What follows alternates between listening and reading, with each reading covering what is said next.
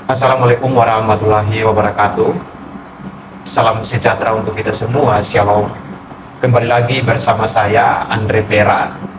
Di kesempatan kali ini, rekaman kali ini, saya ingin memberikan legal opinion atau pendapat hukum terkait dengan fakta-fakta hukum, fakta-fakta sosial yang terjadi di tengah-tengah masyarakat.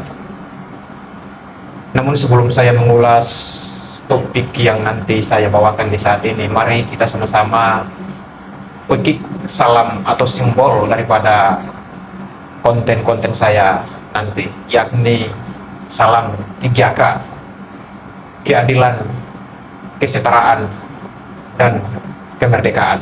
Terima kasih.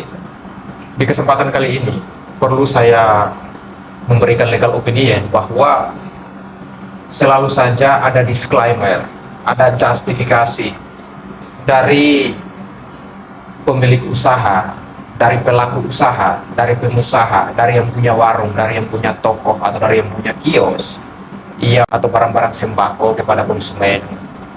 Namun dalam proses jual beli itu, pelaku usaha tersebut membuat atau menulis disclaimer bahwa barang-barang yang telah dibeli itu tidak dapat dikembalikan, atau barang-barang yang telah ada aktivitas transaksional antara pembeli dan penjual, nantinya ketika pembeli merasa bahwa barang itu tidak sesuai dengan apa yang pembeli inginkan atau sesuai dengan produk barang tersebut yang baik dan yang sehat misalnya, maka penjual tidak menerima kompensasi atau ganti rugi. Itu disclaimer yang sering terjadi antara pembeli dan penjual atau pelaku usaha.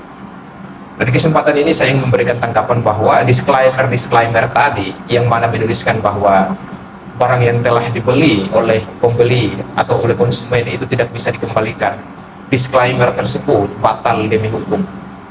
Sekali lagi, disclaimer tersebut itu batal demi hukum, tidak dapat dibenarkan sesuai dengan ketentuan peraturan perundang-undangan, di mana dalam ketentuan peraturan perundang-undangan nomor 8 tahun 1999 tentang Undang-Undang Perlindungan Konsumen, di sana jelas dan tegas secara konfigurasinya mengatur bahwa ketika pelaku usaha itu dia menjual barang harus sesuai dengan produk yang benar-benar sehat, yang benar-benar baik, yang dijualkan kepada pembeli. Dan ketika pembeli membeli sebuah barang atau sebuah bahan sembako, dan di situ ada terjadi semacam ketidakpuasan pembeli akibat dari hasil pembelinya itu rusak atau tidak baik, maka pelaku usaha atau pengusaha atau penjual itu dapat memberikan kompensasi atau ganti rugi kepada pembeli itu sendiri. Nah, hari-hari ini bisa kita lihat kalau kita ke kios-kios atau ke toko-toko, banyak sekali disclaimer yang sebenarnya itu batal demi hukum atau tidak dibenarkan oleh hukum.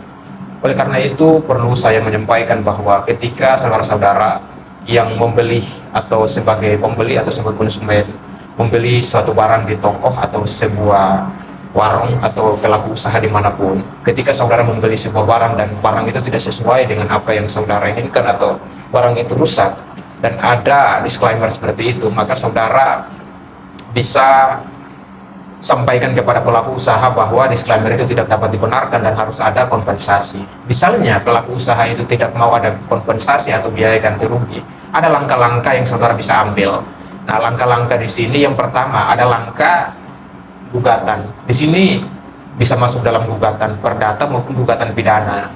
Nah, sebelum ada gugatan perdata dan gugatan pidana juga ada langkah alternatif seperti saudara mengadu kepada pemerintah setempat, kepada pemerintah daerah atau pemerintah kota dan sebagainya, karena di sana ada dinas teknis yang membidangi pelaku-pelaku usaha itu untuk mengadu, memberikan laporan bahwa saudara mengalami kerugian akibat dari sebuah produk yang dijual oleh pelaku usaha.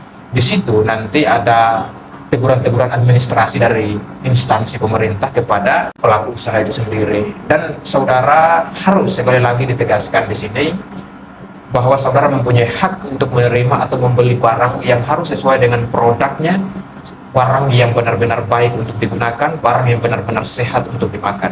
Saya kira itu yang perlu saya sampaikan di kesempatan kali ini. Sekian dan terima kasih. Salam hormat, saya Andre Pera.